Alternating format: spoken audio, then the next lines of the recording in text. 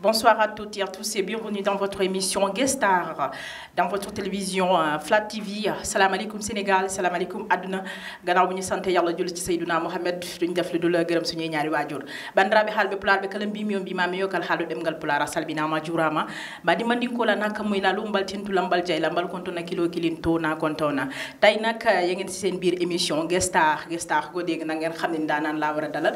Tey nag may invité sama invité di doomu Tëngéej di naan bu mag a mag ñu koy naan ne Gorgui Mboup salaamaaleykum.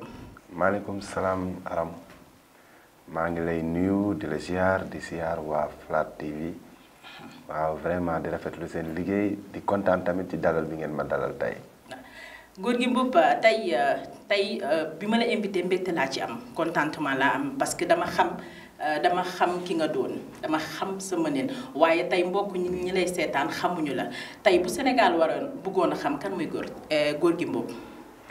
waaw bon Gorgui Mboup moom kenn dootu ko natable ci Sénégal defe naa fi tur bi yegg sax jëmm bi yeggu fa. parce que yàgg naa ci aar ba ma démarré léegi ba may ndaw ba léegi. maa ngi ci aar bi jàpp bàyyiwuma li ñu naan mbapat boobu ba léegi maa ngi mbapat. bon yàlla dogal def naa album donc yàlla dogal boobu ba léegi bàyyiwuma bi ma jàppee ba tey bàyyiwuma te boobu yàgg na lool. kon donc découvrir fii ci Sénégal. kuy Gorgui Mboup defe naa doonatul kaa léegi kaa bi mooy àdduna bi naka la ñuy découvrir kuy Gorgui Mboup. waaw. Gorgui Mboup ngay doomu géwél. parce que tey dañoo gis ni ku jug di wéy. yow ngay doomu géwél man dama bëggoon a xam Gorgui Mboup fan la wéy bi fan nga ko jëlee daal. deret ma tooñ. xam nga Gorgui Mboup dafa am ñaar yu ne ci moom. bon stylisme.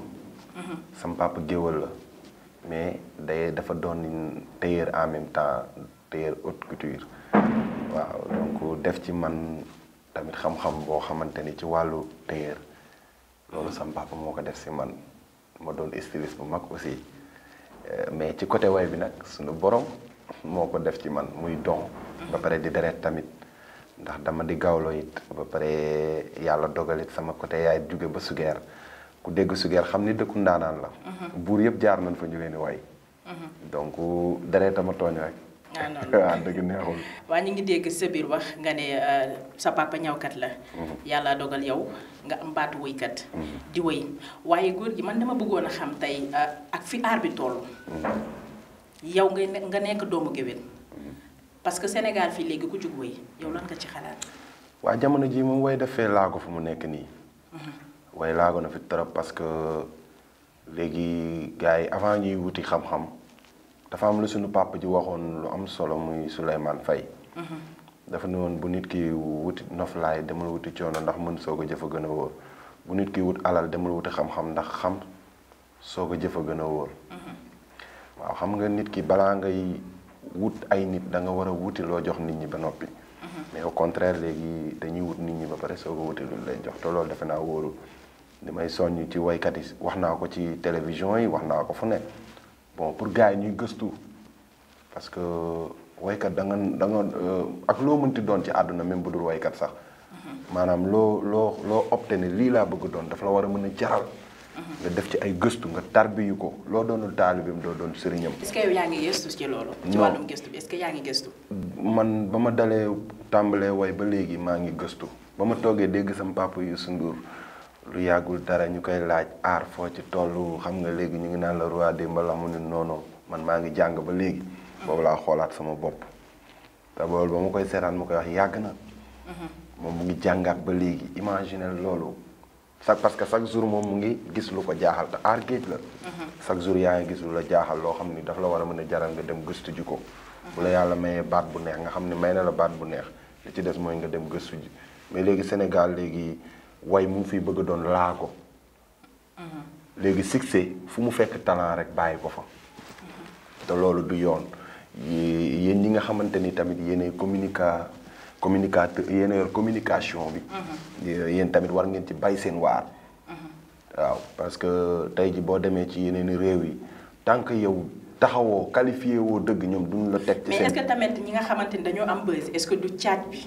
moo leen koy may. waaw parce que xam nga nekk artiste ba pare nga naan da ngay jaay yëfu sérieux mbaa da ngay jaay damaa mën. est-ce que loolu tamit du gis nga fii ku ci nekk foo dem ci àdduna bi dañu am seen culture. mais léegi Sénégal dañoo xaw a am complexe tuuti ci suñu culture boo xoolee traditionnel léegi daf fee néew doole parce que lu tax traditionnel daan dëgg moo koy way. gars yi fi nekk nii di way nii yëpp dañuy camoufler mais ñi ci mën traditionnel bëriwul de moderne bi lañ opté te moderne dafa yomb. dafa gën a yomb traditionnel. gars yi war nañ cee bay seen waar bu baax a baax parce que ñun suñu art dafa riche. tey jii traditionnel tey jii xalam tege kooraa tege yooyu yëpp tege nga way ci kawam loolu dafa riche. gars yi dañ cee war a liggéey job ci mais xam nga léegi ambiance bi dafa ëpp doole way bi. mais ambiance bee neex sénégalais yi tamit. mais gis nga moo tax loo ci gis. la Youssou Ndour amoon amul benn waykat bi fii ñu ngi fiy dégg ñuy toj yëpp amul kenn ku fi def lu fi Youssou Ndour def. amul kenn Youssou Ndour ba muy toll ci ñun suñu âge commencé na lu ne di ko am ci art fu ne di fa dem ci art du représente Sénégal parce que art daf ko jaraloon muy gëstu entourage am tamit am lu leen art jaral tamit ñu koy def ci moom. mais tey jii boo xoolee léegi ambiance bi diw dafa génn fecc bu bees moo gën a yomb diwkat yenn jeunesse bi way na loo xamante ni jeunesse bi ku ci nekk yaa ngi ciy gis sa bopp. am na lu muy apporter bi dafa neex tamit. waaw bu kaa doo def ni ñoom. xam nga ñëw ci aar ñëw ci loo xamante ni moo xew parce que Sénégal rek lu ñëw rek été bu ñëw rek dañu loolu la ñuy àndal bu seddaay bi ñëwee ñëpp dañuy pilu bu tàngaay bi ñëwee xam nga ñëpp dañuy def seen short yu baax mais pourquoi pas lu ñëw ngeen ànd ak moom.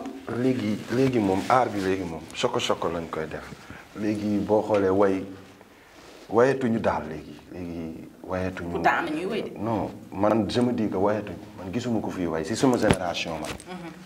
ak li ma gëstu. ak li ma xam ci way amul kenn ku ma mën a wayal fu mu nekk nii man boye boo ñu ne ma dama soxor nañ ma ji lu leen neex mais man gisuma fi way bu bëggee dégg-dëgg da ngay gis ku woote grand théâtre war a way grand way petit way dañuy nax nit ñi quoi boobu xam nga nit ñi léegi dañoo tëx xam nga nit ñi dañoo tëx léegi déggatuñu ab dégg lañ amatul mais tey ji bu dente ni ndaanaan nga dëgg di gëstu ci way xam luy way bi nga xam ne Sénégal rafet na wayaan nañu waxante dëgg.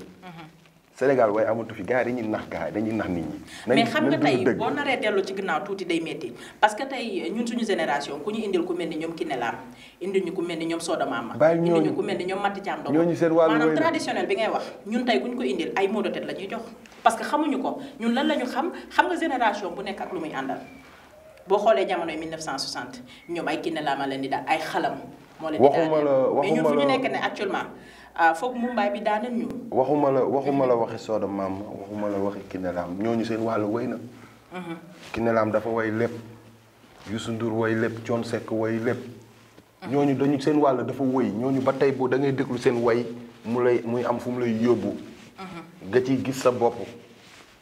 mais tey jii suñu génération wax ma kan nga ci mën a déglu di ci gis sa bopp mu lay orienté nga naroon a def benn dégâts sax xëy na nga déglu wayam après. mu indiwaat la ainsi de suite yow. est-ce que gis nga ko ci Wally Seck ngi fi. Wally Seck ak Pape Diouf barke alxuraanul karim li leen askan bi jëriñun ko askan wi dañu waxante dëgg. gis nga man moom sama dëgg du ma ko nëbb ñooñu ñoo war a njëkk a liggéey parce que dañ ne ab tegale bu guddee te daanul ba jiitu moo jub tey jii boo xoolee mënaan la traditionnel ay Sidiki Diabaté boo xoolee seen musique c'est international mais seen couleur. culture ñoom dañ ko ciy jiital chaque jour mu ngi ciy boole kooraa bi. mu ngi koy jaay àdduna daal seen culture. mais fii loolu moo fi des dañu xaw am complexe suñu culture pour jaay ko mais comme waxuma la ñu def ko comme ay ancien mais mën nañ ko innover tey traditionnel bi ñun mën nañ ko innover tey da nga gis Pape Diouf bu génne way rek ak sabar te pourtant loolu dañ ko daan def bu njëkk Thione Seck ñaata wayam ngay déglu yoo xamante ni ak sabar kese da ci daan way. ak xalam kese da ci daan way mais ñun mën nañ ko def ci suñu couleur ci jamono li xew ñu def ci traditionnel waxuma ñu def ancien ñooñu seen wàllu woy na mais war nañ ko mën a innover n'est-ce pas mënul ne mais dañoo xalaat ni ñoom bu ñu defee loolu du dem mais bu fekkee dañu xalaat loolu moom mooy nekk nag fa muy mujjee fa mu ñuy jëmee du baax tey ji boo xoolee musique ñat yi ñun loolu lañ gën a roy ba ci man mii maa ngi woy maa ngi koy essayer di woy parce que mooy luy dox moom la nit ñi di cons ñi nga xamante ni ñoom lañ xam ci Sénégal ñu war a représenter wane li nga xamante ni mooy suñu culture bu ko defee ñu nekk ci ginnaaw. mën a topp ci loolu. tey jii ñëpp doxewuñu noonu kon donc facette bi ñuy doxee rek yow tamit ngay jéem a doxee. parce que tamit musique c'est commercial te tamit doo gars yi nga xamante ni ñoom leen jiital doxewuñu noonu yow ngay ñëw di doxee neneen. il fallait que nga gars yi ñu jiitu bàyyi loolu xel quoi. nañ bàyyi loolu xel ñu jéem a liggéey quoi nañ jéem a liggéey bàyyi nit ñi ñuy nax man en tant que waykat man nga xamante ne dama jël sama lépp jox ko way. barke alxuraanu kan damay xool gars yi ñëw ma nit ñi dañuy nax nit ñi parce que dem studio ñu lay drop ngay way. mais nax nit ñi si xam nga naka nga def sa benn son xam nga nit ñi après def ci sinap may ko promo def li loolu dafa yomb. waaw parce que nee naa la ca njëlbeen ba nee naa la loolu moo neex jeunesse bi. moo neex jeunesse bi moo neex média bi média bi dañ ci am wàll dañoo war a liggéey dañu war a jaay suñu culture. média bi dañ ci am wàll bu rëy ñun seen nan bon na nit def na nit am buzz rek bon ñëw lancer leen seen média bon voilà quoi mais du defuñu ko pour jëmale aaru kanam aaru Sénégal kanam quoi. waaw fii moom wax dëgg yàlla moom culture bi moom journalistes yi yeeg animateurs yeeg yooyu war nañ cee bay seen waar bu baax tamit média yi nekk Sénégal yëpp war nañ ci bay seen waar pour dundal aaru Sénégal. xanaa wéykat yi amatul. aaru Sénégal dafay dellu ginnaaw boo bëggee dëgg ñun ñii di ci dund aar Sénégal dafa weesu fu ñu naan 3 stars lañ am yoo xamante ni ñoom la ñuy dégg partout loolu gàcce la pour man. war nañ mën a am gis nga Tamba am na ñu mën a way ñu fa nekk. nañ leen média bi nañuy déplacé di fekk ci ñooñu mais bu ñu toog ci seen place rek di xaar wu leen fekk si.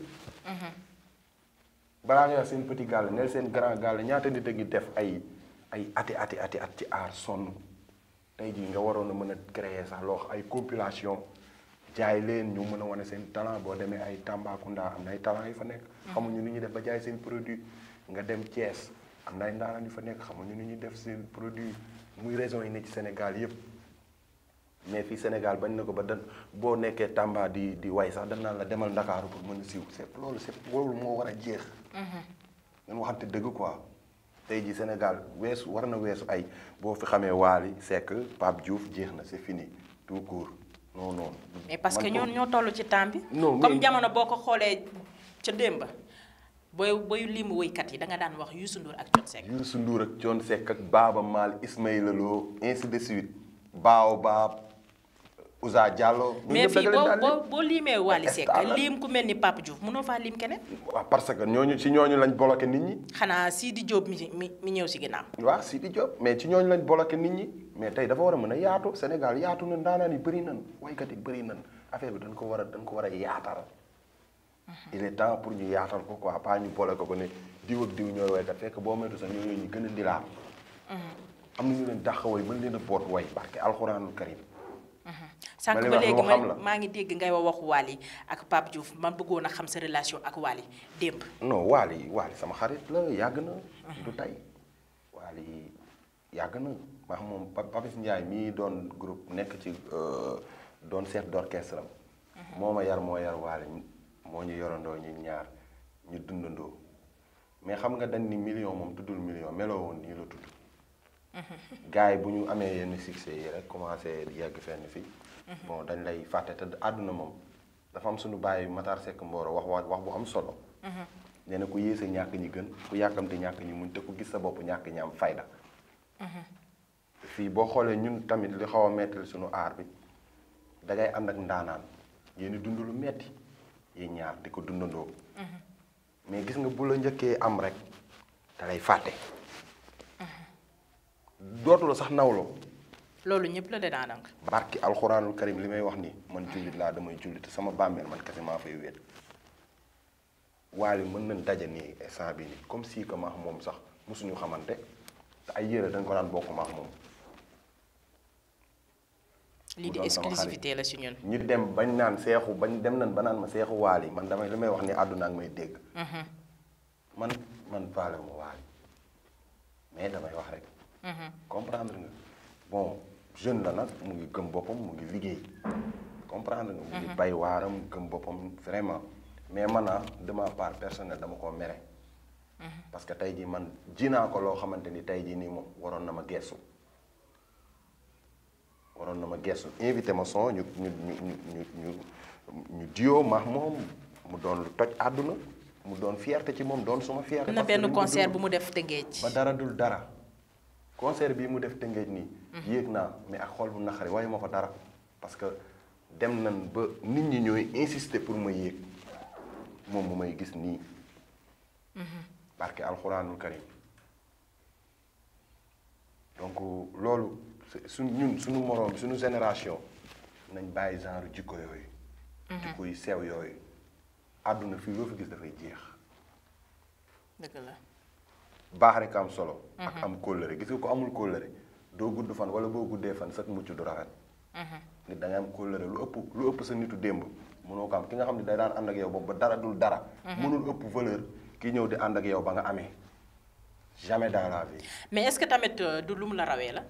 non du question peut-être loolu la mais nit sa mentalité war na weesu ngay ànd ak nit ki après yàlla dogal nga njëkk koo fël nga fàtte ko. sa mentalité bu dee nit nga war na weesu foofu. war na gën a mën a rafet quoi. yow bi nga nekkee ci art bi ak léegi def na ñaata at. man depuis 2003 maa ngi way. 2003. waaw ba tey. ba tey maa ngi way. te daanaka yaa jiitu Wally ci art bi. daanaka ah. tey Wally ñu ngi koy déggee fu sori. waaw.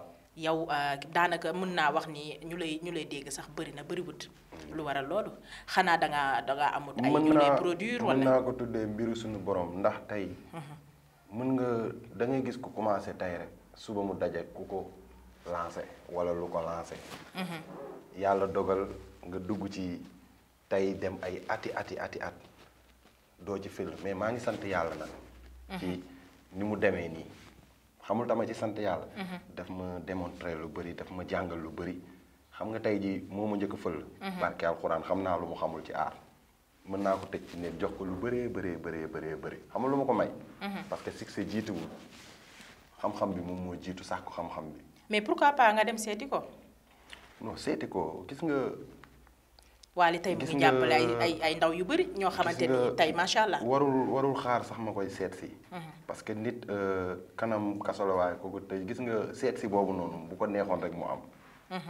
tey jii dañuy daje ci ay milieu mais dafay comporté woon na xamante ni loolu moom mooy tax moom mooy poussé à ce que du ma ko sax du ma am envie dem seeti ji ko parce que damay ragal seeti ji ko mu toroxal ma. non du la toroxal ndax. non on ne sait jamais parce que nit gis nga nit maax moom ni ñu meloon dafa rafet. parce que alxuraan dañ daan dund lu rafet dañ daan ànd maax moom guddi ak bëccëg. nekkandoo studio Papis Ndiaye di dund. ba muy enregistré Vogel yow daf ma daan woo téléphone góor gi mu foo nekk ñëwal nga assisté ma studio ma bàyyi lépp bàyyi sama yitte dem di fanaan ak moom studio ba fajar loolu yëpp dund naa ko ak moom. mais moom moo waroon a am reconnaître loolu. may jégalu nag bu baax a baax. parce que man bugguma sax di. c'est la première fois nag ma développé ci comme ni ma ci développé nii. mësuma cee wax. mais juste rek pour joxe exemple pour yoon bi nga xamante ni artistes yi jël nañ ko ñu bàyyi ko. mooy que ku jiitu sa moroom gis nga artiste bu nekk bu mbapat bu nekk xàmmee nga say moroom yi nga xamante ni yéen a mbapatandoo. nga la waay bu fekkee yàlla may na la succès amal ñoo ci gestu boo leen mënta may doole sax nga éviter leen sa kaw seen xaw leen a may buzz maanaam may leen départ. du question da ngay jël alal jox leen. du question da nga leen yor. mais yàlla may na la bës. àdduna bi yëpp reconnaître nañ la boo amee yenn bis yu màgg yi da ngay gis ko am grand théâtre sax préféré way ko yow kese ba mu jeex doo invité sa benn nawle c'est honte pour man. c'est pas normal. nañ yaatal xol yi te xam ne àdduna bi fii. loo fi gis dafay jeex. nañuy yërëmante nañuy dimbalante artistes yi. fii gars yi fii nii loolu jeunes yi man maa koy dund ak ñoom man jeune laa comme ñoom Momo Dieng ñun ñoo waaye moom maa ko yar Momo Dieng sama rakk la moom ñoo wayandoo album mu Magay Seck Yusa. mais même booy yooyu sax léegi boo daj ak ñoom nii sax mooy loolu affaire yi maanaam. mais est-ce que du tamit dañ lay xeeb ñi ko antan non xeeb man lan may xeebee man maa ngi sant yàlla. suñu borom seetaanu ma maa ngi ñafe. yàlla di ma suturaal ñeew ma kenn. macha allah samay waajur ñaanal nañ ma bu dente ni ñaanu waajur mooy tax am fit man ragaluma dara. dëgg la. xam nga lu ma ragal def lu bon mais am naa ñaanu waajur yàlla seetaanu ma maa ngi daan sama doole bu dul aar tamit maa ngi daan sama doole di amal sama bopp. ñeew ma kenn barki maam si Ibra Fall yéenoo ma kenn lu bon mais man dama bëgg nit kuy wax dëgg. man du ma gërëm bi nga dalee woy ak léegi ñaata clip nga génne. 7 génn naa 7 clips. 7 clips. di waajal ay projet parce que bon maa ngi doon liggéey Edicom. Binacom Events. ñoom ñoo ma produire studio Renaissance ñoom ñoo ma produire sama premier album My Boy.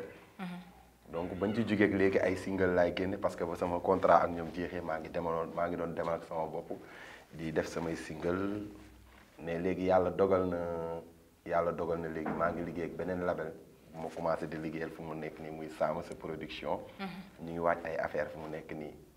waaw di waaj ay projet yoo xamante ni incha allah dina doon lu àdduna bi yëpp di yëg incha allah ndax ay ndaw yu compétent ñoo nekk ci label bi. ñoo xamante ni ñu gëm seen bopp lan xam fi ñuy teg seen tànk quoi.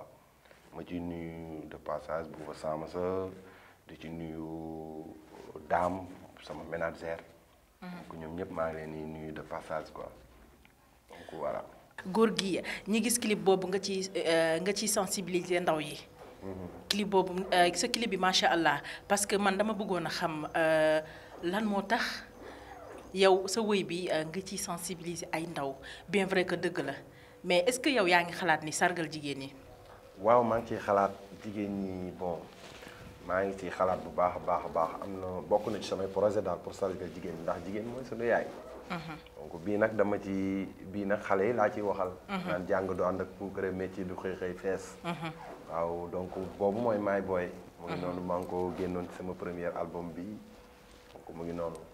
xam naa yaa ngi waajal loo xamante ni parce que yéen artistes yi comme incha allah. maa la ko dégg. waaw léegi sànq ñi ngi doon waxtaan ba nga wax sa waxu label yaa ngi doon wax lu mel ni Edicom parce que daanaka mag yow foofu lañ xamanteel sa contrat ak Edicom lu tax bi mu jeexee renouvelé woo leen. automatiquement bu mu amee laa ci inspiré wu ndax toujours bon waykat war na baaxoo donc lu am ci dëkkam doon actualité. mu jéem a wut lu mu ci wax c'est très important quoi. mais am na nag lu ma ci wax damay bañ nag ku ma sàcc sax waaye kon ma wax ko fii. waaye kon xam mais doon ci ñamal tuuti non bàyyil noonu rek. léegi rek yàggatul dara. dañuy dellu si waat fi waxtaane ko incha allah. incha allah maa la ko dégg. waaw léegi sànq ñi ngi doon waxtaan ba nga wax sa waxu label yaa ngi doon wax lu mel ni Edicom parce que daanaka mag yow foofu lañ xamanteel sa contrat ak Edicom lu tax bi mu jeexee renouvelé woo leen ko. bon dañu liggéey maax ñoom mu jeex man ma opté woon pour liggéey ak sama bopp. waaw commencé di demal sama bopp. wax dëgg yàlla nekk ci yoon bi di job boobu ba léegi. ba yàlla boole maag tey jii Sama Sa production. ñu commencé ay affaire di ko liggéey instant bi nii ci beneen anam bu wuuteeg bi ma doon liggéey ak waa Edicom. donc noonu la demee quoi fekk artiste toujours da ngay xool lu lay jëmale kanam rek nga ciy nekk fekk di nga jëm Pikine. ñëw ba buntu Pikine oto bi wàcce la nga yëgaat beneen oto. dugg Pikine dugg biir Pikine. donc toujours àdduna xam nga loolu peut-être du mën a ñàkk. avion da lay war a yóbbu Paris mais du ko teree def ay escale. ba keroog nga yegg Paris. du question bon mën nga jël benn avion mu yóbbu la direct ba Paris mais mën nga jël benn mu yegg ak yow ba Maroc def escale nga duggaat ci beneen avion donc yëpp label la. lan mooy sa relation ak waa Edicom. nice bu rafet. waaw bu rafet ba léegi ki moom Edicom sama papa la dara du ko dindi. muy Souleymane Gueye Cissé ndax ki la tuddee doom ak ki nga xamante ni moo la njëkk wane leen àdduna amuloo ko fay. amuloo koy fayee moom wax dëgg yàlla doon na koo xamante ni ku rëy la ci góor gi boobu loo xam ne dara du ko dindi. Souleymane Gueye Cissé maa ngi koy nuyu de passage kooku lu góor gi bu demee ba àdduna bi xam ko moom moo tax. du ma def lu di ko gërëm saa su ne di ñaan yàlla wéral ko yàlla bàyyi ko suñu kanam mu yàgg fi lool te wér. waaw léegi label bi nga nekk da nga signé ñoom contrat. waaw. contrat bi mën nañ xam durée bi. non jarul ñu koy wax garaaw. waa léegi góor gi sànq ba léegi yaa ngi wax man dama bëggoon ñam su voix tuuti ñamal ko téléspectateur u Flat TV yi. ragaluma loolu. ok waykat de moom foo toog. ñu ni la neel der da nga war ni der. dëgg la ba loo tax booy boobu neex lu mu tudd booy Sidi Diop. booy boobu loo tax mu neex parce que foo nekk neel der rek mu ni der. dëgg la te gis nga booy yi nañ gëstu mag ñi. ñun ñi nga xamante ni tey jii yàlla nee na mag ñi dañ ñoo jàngal. ñun dañoo war a jàngal ndaw ñi. kon ndaw ñi soog a door maa leen di digal nañ ñëw. ñu teg leen ci code wan leen ce qui se passe lan mooy aar ñu jàngaat luy way xoolaat luy culture Sénégal. ñu xolli ko. comme yaa ngi wax ci wàllum booy yi damaa bëggoon a xam lan mooy sa relation ak artistes yu Tëngéej yi. nice Tëngéej moom benn bopp la kenn mënu ko xar ñaar artistes yëpp bokk ndey ñoo bokk bàyyi. waaw c'est que lenn mooy problème bi rek grand yi fa jiitu grand yooyu ñoo xamul fu ñuy teg seen tànk Mame Goor def naa ak moom 5 ans ci groupe am mais xam nga grand yooyu noonu tey jii nii ñoom dañu war a xoolaat seen bopp. te tey jii boo dee ba ñu la Gorgui Ndiaye ndax am na label Tëngéej ñu la non ndax am na artistes yi mu fa jàppale ñu la non ak li mu def ay at ci aar yi man loolu ñaanu ma ko yàlla. Mame Goor tamit li muy wax yëpp li muy wax di ko waxal Macky Sall ak àdduna bi di ko waxal ku ne waroon na cee boole aaru Tëngéej. mais ñoom dañ leen di gis ñi tiitaroo Tëngéej. tiitaroo Tëngéej te Tëngéej. tey boo waxee ni ñoom defuñu dara Tëngéej. ngay tiitaroo Tëngéej dina jaaxal nit ñi ngay tiitaroo Tëngéej te ngay tiitaroo la moo ko gën. amoon na sax temps yu ñu gis ñoom dañ doon xëccante ñi ñoom ñoo moom Tëngéej. lan lañ fa moom Gorgui Ndiaye ne maa ko moom kenn maa ko moom. luñ fa moom ñu fa dara. waaw parce que ñoom Tëngéej moo leen di dimbali mais defaluñ dara Tëngéej apporté luñ dara Tëngéej Tëngéej apporté leen lu ne mais ñoom apporté luñ dara Tëngéej ñu baal ma nag grand yooyu boo gisee nag bon. mais yéen est-ce que yéen tamit yéen ndaw yi tamit dafa am loo leen apporté. loolu li mu mettil aaru Tëngéej sax bokk na ci grand yooyu noonu parce que dañ ne ab tegale bu guddee te daanuwul rek ba jiitu jub. tegale ba dafa daanu nag parce que ba jiitu jubul. grand yi ñoom seen bopp leen tax a jóg mais du Tëngéej man boog li ma gis laay wax quoi man. du ma jeté kenn fleur man moom li ma gis laay wax. du ma wax nit du ma ni kenn yàllaa ngi ni te gisuma ko mais grand yooyu noonu wax dëgg yàlla war nañ gestuwaat bu baax Tëngéej quoi des seen liggéey ci Tëngéej des na lu bëri waaw man dama ciy jël leçon de telle sorte que maa ngi xool leneen loo xamante ni maa ngi koy xalaat ci Tëngéej. mais est-ce que yéen ndaw Tëngéej ji tamit di ngeen toog ngeen xool ni ngeen di jëmalee aar bi. bu dee suñu moroom mi man ni billaahi wallaahi dañuy seetante dañuy wootante dañuy demlanteeg lépp wax dëgg yàlla mais pour grand yi jiitu noonu. ñoom toujours ñoom seen i problème moo leen tax a jóg.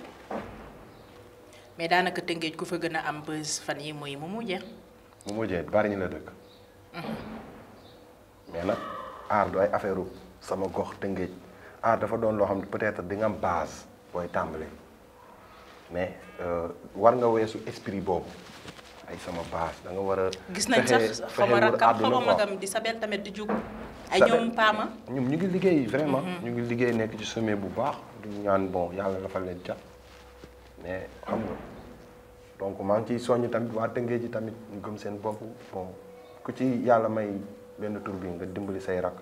di leen invité ci sa yenn programme yu mag yi bu la yàlla dimbalee ngay dem grand théâtre te am na ñoo xam ne dafa lay leer ni bu ko doonee waykat. xàmmee nga ñu am talent xàmmee nga ñu amul talent. mais bu fekkee yow da nga am grand théâtre tànnal ñi am talent ñi dëkk sa gox nga la waay nga dimbali leen yóbbu leen wane leen àdduna. mais ñàkk ki ñaan boobu dafay des chaque jour seen bopp moo leen tax a jóg.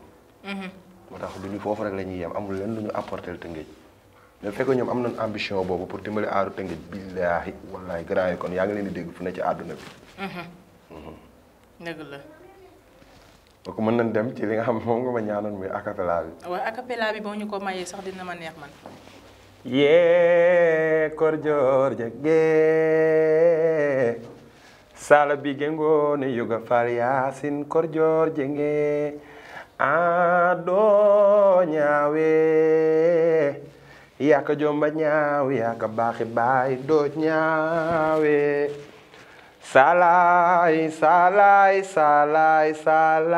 salata ko xaajaan demba seeni almañik biram debbo mboolook wara mbaay mbaxar salak neenek sala nene jorma góor kuli cangaay sala borom sala bi ci mbar siin doo ñaawe yaaka jomba ñaaw yaaka baaxi baay doo ñaawe de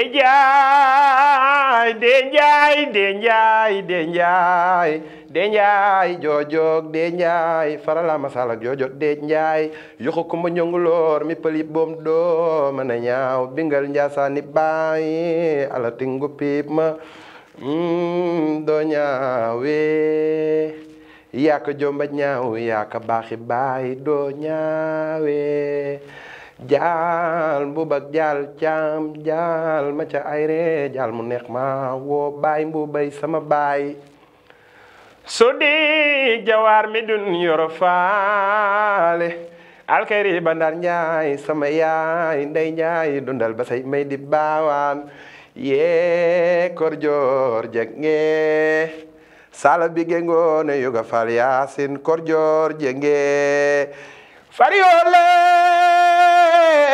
ñu waa logay naa go daan jël duma ko waycu ne ndax baadoo la xamul njowaan fat sekk maram ji meey seeni ko may sabba ma may sabba yaasin njilandaak dooña we aram Jóob yaa ko jomba ñaaw sama chéri boy doo ñaawe macha allah mbokk téléspectateurs yi dégg ngeen lu mu wëy fa tabaarikalla ku ko dégg ku ne xam ne nii tanaa la am ndax artiste comme ni mu ko waxee rek saa bu ñu la ne wëyal rek daanaka daan nga wëy ndax léegi boo gisee tey am na artistes yu bëri yoo xamante ni dañ leen di gis saa boo leen invité ci plateau rek boo leen ne wëyal du ñu wëy ndax xam naa ni man xaw ma ci wàllum art mais lii moom day war a ni kii ndaanaan ku li fadre macha allah. góor gi yàlla na sa baat wér. amiin waay amiin yaa rabbal alamin di la ñaanal ca kaw ca kanam rek. waaw góor gi tey man ma bëggoon a xam lan mooy ay projet wu góor gi. waaw ñu ngi wàcc sama deuxième album am na single yu xamante ni jot naa koo génne.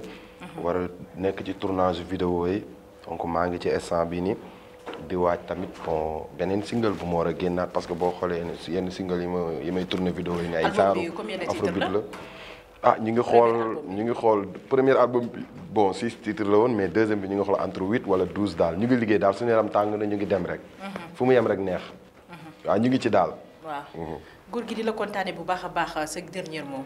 waaw maa ngi sant sama yaay bu baax di sant sama papa ak sama famille yëpp ak samay xarit yi nga xam ne ñu ngi ànd ak man depuis ba ma débuté ko ci mel ni ki ma àndal ni muy Mouhamed boobu ba léegi ñu ngi jàpp te bàyyiwuñu benn yoon waaw di ma jàppale di ma yokk fit ndax dañ ni pecc liir su neexee rek ndey jaatee ca mbagg ya donc sama soxna it particulièrement sama soxna maa ngi koy sant di ko gërëm waaw sa trondo maa ngi koy sant di ko gërëm bu baax a baax waaw moom jàmbaar la daal mu ngi jàppale jëkkëram mu may muñal vraiment y a une grande dame derrière exactement donc moom it maa ngi koy sant di ko gërëm bu baax di ko xamal ni jàppal rek incha allah lépp dina gën a baax baax na ba pare mais dina gën a baax saa borom moom saa su ne li gën rek lay def bu la ci kenn nax donc nag maa ngi leen di ñaanal tamit bon vraiment waa Flat TV maa ngi leen di ñaanal bon ñu télé mu doon télé bu dem ba wër àdduna